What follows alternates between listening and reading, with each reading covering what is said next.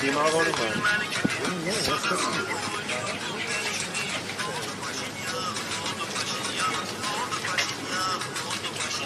Ադրբեջանական այս երգով Թալենցի Սարգիս Պետրոսյանն այսօր դիմավորեց Նիկոլ Փաշինյանին։ Այս կերպ իր բողոքն արտահայտելով իշխանությունների հակաեկեղեցական գործողությունների դեմ։ Չնայած ի սկզբանե չէր հայտարարվել, թե ուր է գնալու Փաշինյանն այսօր պատարագի, նրա հավատարիմ աջակիցները վաղ առավոտից արդեն եկեղեցու բակում էին։ Այս եղանակին անգամ Դավթաշենից Թալին պատարագ գնացողներ կային։ Նշենք, որ այս եկեղեցու հոգևոր հովիվ Տեր Հայկին առավոտյան քաղաքացիական հագուստով ուժայինները թույլ չտվեցին պատարագ մատուցել եւ վերջինս գնաց Մաստարա կանոնական պատարագ մատուցելու։ Փաշինյանի ու իր աջակիցների համար պատարագն այսօր մատուցեց կարգալույց քահանա Արամայիս Թախմազյանը, նախկին Տեր-Թադեն։ Փաշինյանի հետ եկեղեցում էին նաև էկոնոմիկայի նախարարը, Արագածոտնի մարզպետը, Թալինի քաղաքապետը։ Սկանդալներով հայտնի Տավրոս Սափեյանն այսօր լուռ էր։ Տեր Հայկը ճիշտ ասած ընդհանրապես ոչ մի բան չգիտեր, որ այստեղ ինչա տեղի ունենալու, եկել էր սովորականի նման, ամեն կիրակի, ինչպես մենք պատարագը մատուցում ենք, հավատավոր ժողովուրդներ նաև եկել տեսակ, բայց պարզվեց, որ ինքը ուղղակի չի կարող, որտեղ այստեղ արդեն ուղղակի աշխատանքներ էին սկսել ու իրենք իրենց եկեղեցին կարելի ասել օկուպացրել էին, իրենք իրենց աշխատանքներն էին իրականացնում։ Եք այստեղ եկած քաղաքացիների հետ Թալինից են, որովհետև մենք փորձեցինք մի քանի օգուտ զրուցել, ըստ էության Թալինից քիչ մարդ կա այստեղ, տարբեր քաղաքներից են եկել։ Իրականում մարդիկ ինձ էին մոտենում, որտեղ Թալինում շատերը ինձ գիտեն ու մեծ մասը ասում են, որ անգամ 20 րոպե առաջ SMS են ստացել մանկապարտեզի աշխատողներ, դպրոցների աշխատողներ,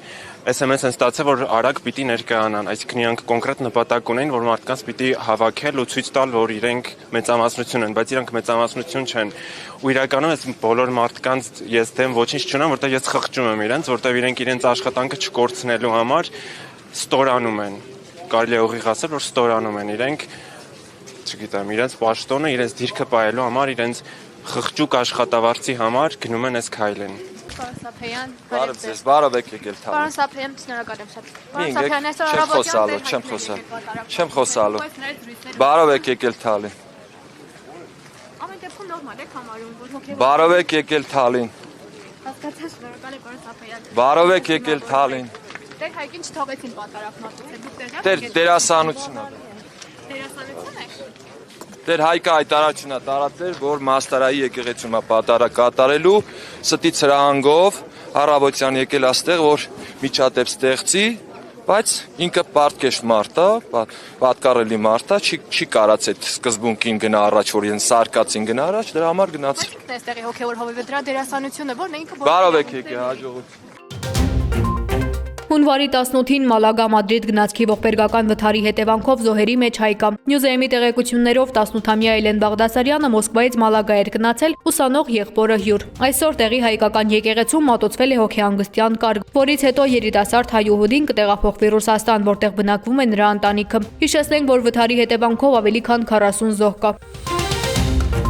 Արտակարգ իրավիճակ է ստեղծվել Միացյալ Նահանգներում ձնաբքի, ձյան եւ հորդառատ անձրևների պատճառով։ Արտակարգ դրություն է հայտարարվել առնվազն 21 նահանգում։ Ավելի քան 13,000 չվերթ հետաձգվել է, շուրջ 230,000 ընտանիք մնացել է առանց էլեկտրաէներգիայի։ Վաշինգտոնում բնակիչները մաքրել են խանութները գնելով մեծաքանակ սնունդ եւ տնտեսական ապրանքներ։ Ազգային օդերևութաբանական ծառայության տվյալներով արևելյան Տեխասից մինչև հյուսիսային Կարոլինա տարածաշրջանում սպասվում է առաձյուն եւ վտանգավոր մերկասառույց։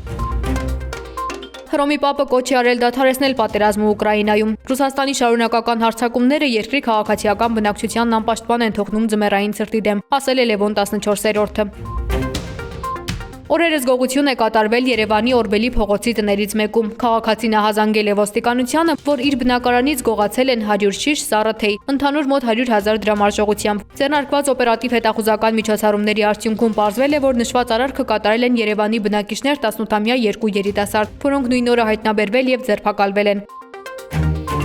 Հունվարի 26-ին Շիրակի դաշտի ցածրադիր հատվածներում, Արագածոտնի նախալեռներում, Արարատյան դաշտում, այդ թվում նաև Երևանում սպասվում է մառախուղ։ Այս գիշեր եւ վաղ առավոտյան ժամերին հանրապետության ավտոճանապարհներին սպասվում է մերկասառույց։ Օդի ջերմաստիճանն էապես չի փոխվի։